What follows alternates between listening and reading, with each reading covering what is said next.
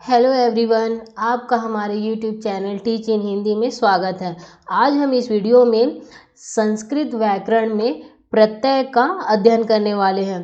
अगर आप इस वीडियो को बिना स्किप के अंत तक देखते हैं तो मुझे पूरा विश्वास है कि आप प्रत्यय से कोई भी क्वेश्चन पूछा जाए तो आप बेझिझक उसके उत्तर दे पाएंगे।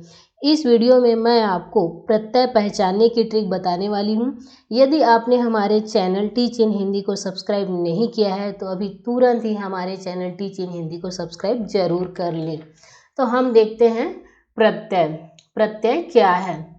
धातु अथवा किसी शब्द के बाद जिनका प्रयोग किया जाता है उन्हें प्रत्यय कहते हैं। संस्कृत में प्रत्यय 3 प्रकार के हैं। पहला है कृत प्रत्यय, फिर तद्धित प्रत्यय और स्त्री प्रत्यय। पहला है कृत प्रत्यय।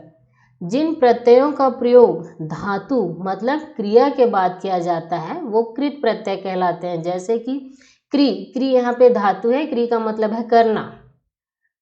यहाँ पे है त्वयत प्रत्यय। अब इसको हम प्रत्यय में जोड़ेंगे तो शब्द बन जाएगा कर्तव्यम। उसी तरह से है पठ, पठ भी क्रिया है, धातु है। इसमें अनियर, ये कृत प्रत्यय जोड़ेंगे तो यहाँ पे हो जाएगा पठनीय। उसी तरह से दूसरा है तद्धित प्रत्यय। जिन प्रत्ययों का प्रयोग संज्ञा, सर्वनाम, विशेषण आदि शब्दों के बाद किया जाता है वे तद्धित प्रत्यय कहलाते हैं।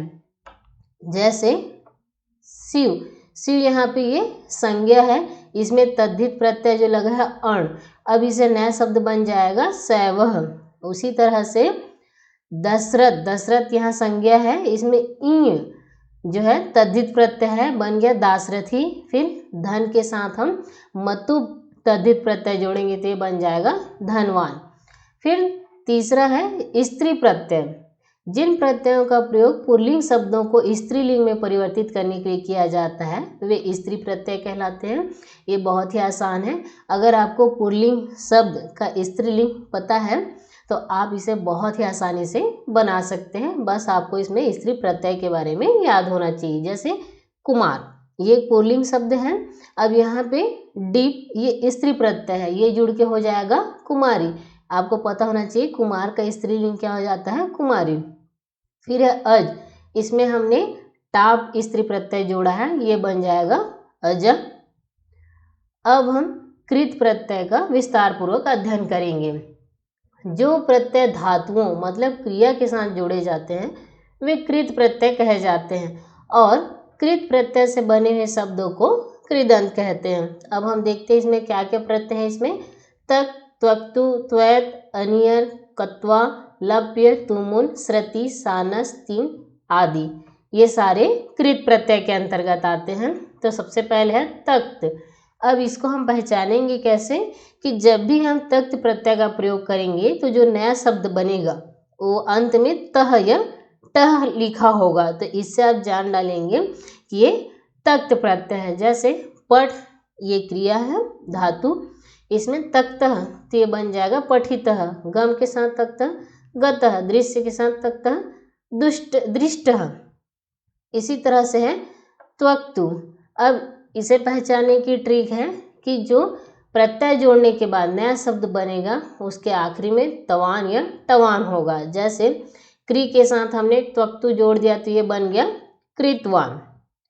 फिर किड़ के साथ त्वक्तु जोड़ दिया तो ये हो जाएगा किड़िदवान। तो इस तरह से आपको इसको पहचानना है कि ये त्वक्तु प्रत्यय है। इस तरह के क्वेश्चन परीक्षा में पूछे जा चुके हैं। फिर है त्वयत। अब इसको हम क्या पहचानेंगे कि जो प्रत्यय के बाद नया शब्द बनेगा उसके अंत में त्वया होगा या फिर ट्वया। जैसे पठ, यहाँ पे धातु है, इसमें त्वयत प्रत्यय जोड़ दिया तो बन गया पठित्वयः। खाद के साथ त्वयत जोड़ने से खादित्वयः। अब देखिए यहाँ पे अंत में त्वयः है, खादित्वयः है ना। उसी तरह गम में भी गंतव्यः, ये है त्वयत प्रत्यय की पहचान। फिर है अनियर। अब इसे पहचानने की ट्रिक है कि इसमें भी जब प्रत्यय जोड़ने के बाद नया शब्द बनेगा उसमें अनीय और अणीय होगा शब्द के अंत में। जैसे पठ धातु के साथ हमने अनियर प्रत्यय जोड़ा तो हो गया पठनीय। देखिए यहाँ पे अंत में अनीय, चल के साथ अनियर जोड़े तो चलनीय, ये भी एग्जाम में कई बार अनियर जो प्रत्यय है ये पूछे जा चुके हैं। फिर है कत्वा। अब इसे हम कैसे पहचानेंगे कि वाक्य के अंत में त्वा या ट्वा जुड़ा होगा, जो नया शब्द बनेगा।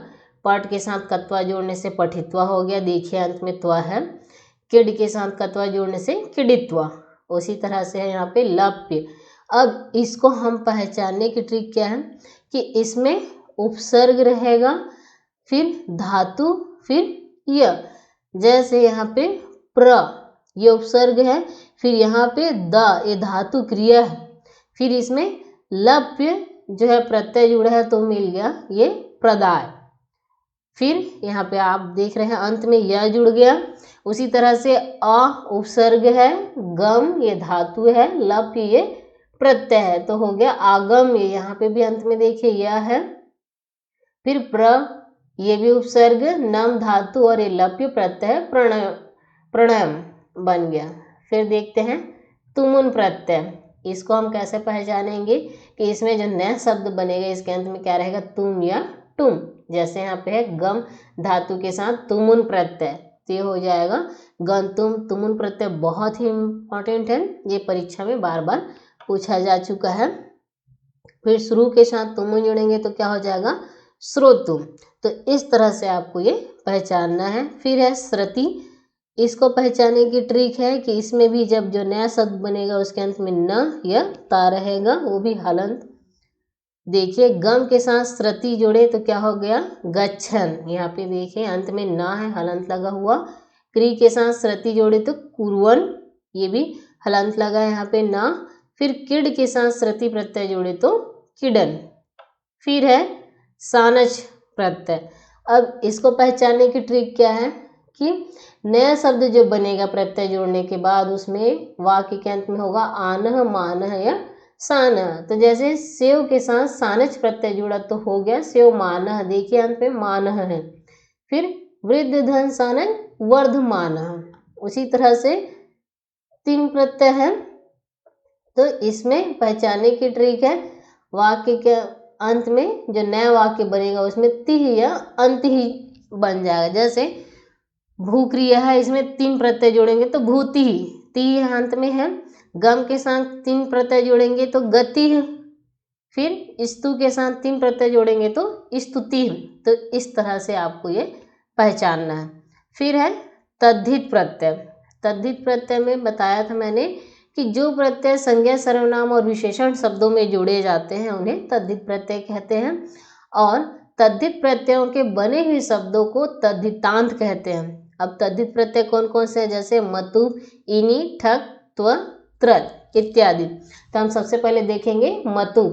और उसके पहचानने की ट्रिक क्या है कि अगर हम किसी संज्ञा, सर्वनाम या विशेषण में मतु प्रत्यय को जोड़ेंगे तो जो नया शब्द बनेगा उसके अंत में क्या रहेगा, ये वान। जैसे कि है विद्या के साथ मतु प्रत्यय जोड़ा गया तो हो गया विद्यावान। गुण के साथ मतु जोड़ा गया तो हो गया गुणवान। उसी तरह से है इनि। इनि में भी इनि प्रत्यय को जोड़ने के बाद जो नया वाक्य या शब्द बनेगा उसमें क्या रहेगा, इन। मतलब जैसे मानिन, मान में हम इनि जोड़े तो मानी या फिर मानिन। धन में इनि जोड़ने से धनी या फिर धनी। ज्ञान के साथ इनि जोड़ेंगे तो ज्ञानी या ज्ञानीन। ये अंत में इन आ रहा है। फिर है ठक प्रत्यय। ठक प्रत्यय इसमें बहुत ही तद्धित प्रत्यय में इम्पोर्टेंट है, इससे क्वेश्चन पूछे जाते हैं। इसमें भी कि संज्ञा, सर्वनाम या विशेषण में हम यदि ठक प्रत्यय जोड़ते हैं तो वो एक प्रत्यय मतलब बन जाएगा। जैसे समाज में हम ठक प्रत्यय जोड़े तो हो गया सामाजिक। ये सारे जो मैंने ऊपर में भी उदाहरण बताए हैं सब पुल्लिंग शब्द है, तो यहाँ पे पुल्लिंग शब्द के कारण ही यहाँ पे ये विसर्ग लग रहा है। जैसे इतिहास में भी हम ठक प्रत्यय जोड़ेंगे तो ऐतिहासिका हो जाएगा, ये सिर्फ पुल्लिंग शब्दों में ही ऐसा बनेगा। फिर है त्व। मनुष्य के साथ हम त्व प्रत्यय जोड़ेंगे तो हो जाएगा मनुष्यत्वम। जैसे यहाँ पे पहचानेंगे ट्रिक में है त्वम। विद्वस के साथ त्व जोड़ने से विद्वत्वम। लघु के साथ त्व जोड़ने से लघुत्वम। इसी तरह से त्रल है, इसमें त्रा बन जाएगा, शब्दांत में बहुधन, त्रल में बहुत्र, सर्वधन, त्रल में सर्वत्र। फिर है स्त्री प्रत्यय, शब्दों को स्त्रीलिंग बनाने के लिए टाप, डिस, डिप आदि प्रत्ययों का प्रयोग होता है। इन प्रत्ययों से बनने वाले शब्दों को स्त्री प्रत्यांत कहते हैं, जैसे कि रमा, उमा, अजा आदि। आपको तो पता है कि पुल्लिंग शब्द से स्त्रीलिंग बनाते हैं तो किस तरह से बनता है, तो आपको बस यही चीज़ इसमें याद रखना है। लेकिन इसमें सबसे महत्वपूर्ण बात यह है कि इसमें जो जो प्रत्यय, जो स्त्री प्रत्यय है उनको आपको याद रखना है। जैसे टाप, बालक के साथ हम टाप स्त्री प्रत्यय जोड़े तो हो जाएगा बालिका। तो यहाँ पे आपको ये याद रखना है कि बालक का स्त्रीलिंग क्या होगा, बालिका। लेकिन इसमें आपको ये भी ध्यान देना है कि जो स्त्री प्रत्यय है वो क्या जुड़ेगा, तब यहाँ पे बालिका होगा। अज के साथ टाप जोड़ने से अजा, कोकिल के साथ टाप जोड़ने से कोकिला। फिर है डिप, स्वामिन के साथ डिप जोड़ने से हो जाएगा स्वामिनी, देव के साथ डिप प्रत्यय जोड़ेंगे तो देवी, कुमार के साथ डिप प्रत्यय जोड़ने से कुमारी। उसी तरह से डीन, डीन स्त्री प्रत्यय है, यहाँ पे नर के साथ डीन जोड़ेंगे तो आपको पता होना चाहिए नर का हो जाता है नारी, ब्राह्मण का डीन स्त्री प्रत्यय जोड़ेंगे तो हो जाएगा ब्राह्मणी। तो इस तरह से आपके संस्कृत के जो प्रत्यय हैं पूरे प्रत्यय पूरे हुए। यदि आपने प्रत्यय को अच्छे से समझ लिया हो तो इस वीडियो को लाइक व शेयर करें और साथ ही हमारे चैनल टीच इन हिंदी को सब्सक्राइब करना ना भूलें। धन्यवाद।